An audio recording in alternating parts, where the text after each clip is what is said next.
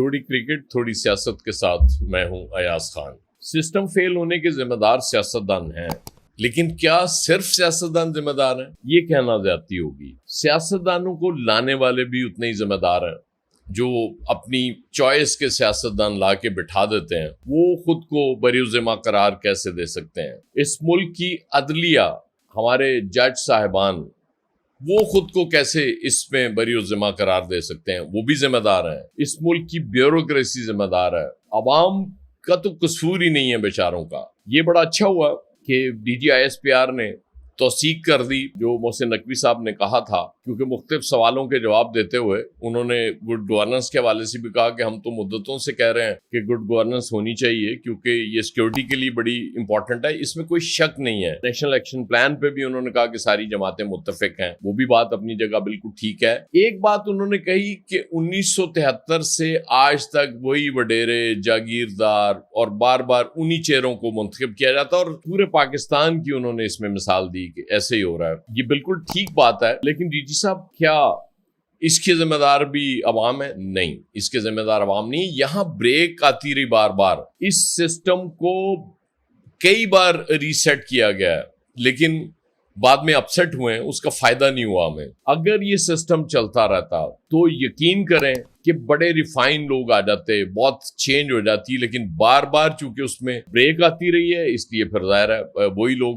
مجبور ہو جاتے ہیں کہ جب تک لوگوں کو یہ یقین نہیں ہوگا کہ ان کا ووٹ جہاں ڈلا ہے وہیں نکلے گا، تب تک یہ مسائل رہیں گے۔ یہ سب سے زیادہ امپورٹنٹ چیزیں ہیں جن پہ غور کرنے کی ضرورت ہے۔ یہ اٹھ کے کہہ دینا ایک وزیر داخلہ کا، اور وہ وزیر داخلہ جو میں یہ کہوں کہ پوری حکومت کی طاقت ایک طرف اور اس وزیر داخلہ کی اس سے زیادہ طاقت ہے، تو یہ غلط نہیں ہوگا وہ یہ بات ایک پلیٹ فارم پہ کھڑے ہو کے کہیں اور پارلیمنٹ میں بھی یہ بات نہ کریں۔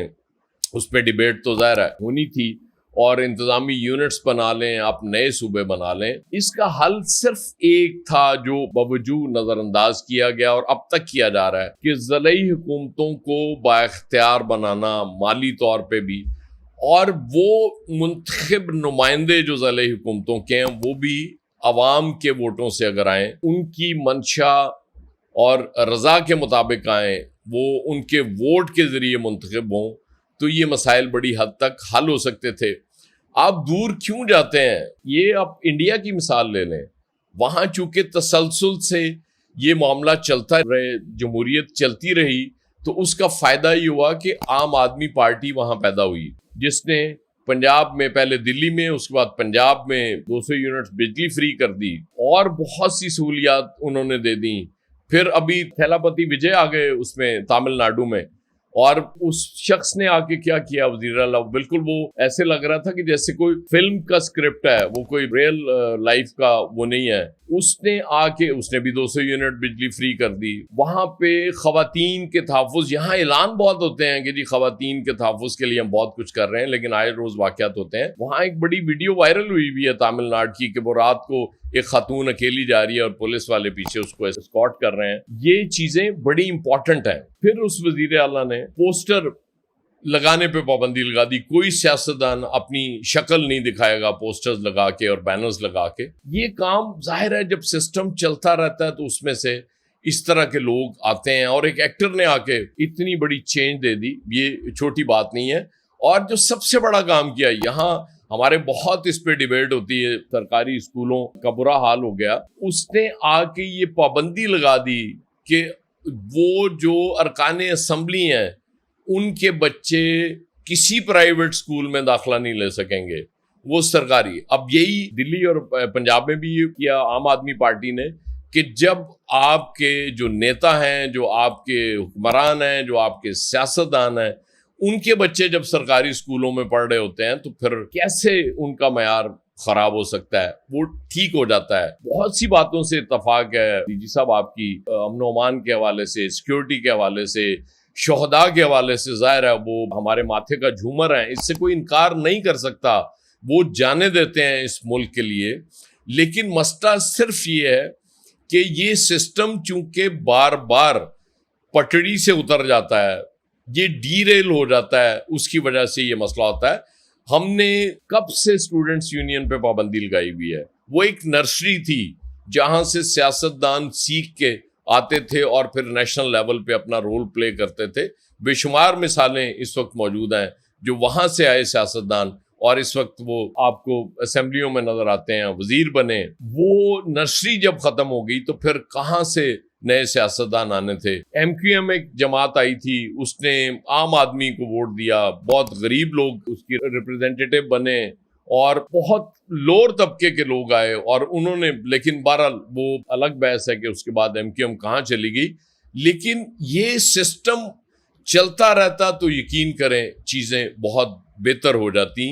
اور پھر اس طرح کے جو وزیر آتے ہیں وہ بھی ظاہر ہے پھر وہ اب آپ کی طرف ہی نظریں اٹھتی ہیں کہ جی محسن نقوی صاحب کو بیکنگ تو وہاں سے ہے، طاقتور حلقوں سے ہے. یہ کہا جاتا ہے کہ نقوی صاحب ادھر سے ہیں. جو حکومتیں وزرائے خزانہ اپنی مرضی سے نہ لگا سکیں، جو وزیر داخلہ اپنی مرضی سے نہ لگا سکیں. دیکھیں ورانا ثناءاللہ نے تو کہتے ہیں نا دریا کوزے میں بند کر دیا ہے. انہوں نے کہا کہ نقوی صاحب نے 30 سال کا سفر صرف 3 سال میں طے کر لیا ہے اور وہ کہہ رہے ہیں کہ یہ سسٹم قائد اعظم نے دیا تھا، لہٰذا اس میں تبدیلی نہیں ہو سکتی. کچھ وزراء یہ کہہ رہے ہیں کہ انتظامی یونٹس بننے چاہیے، نئے صوبے بھی بننے چاہیے.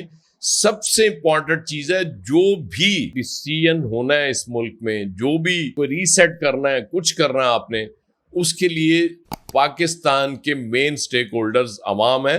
ان کا صرف نام نہ لیا جائے، واقعی ان کو فیصلے کا اختیار دیا جائے، پھر دیکھیں چیزیں بہتر ہوتی ہیں یا نہیں ہوتی.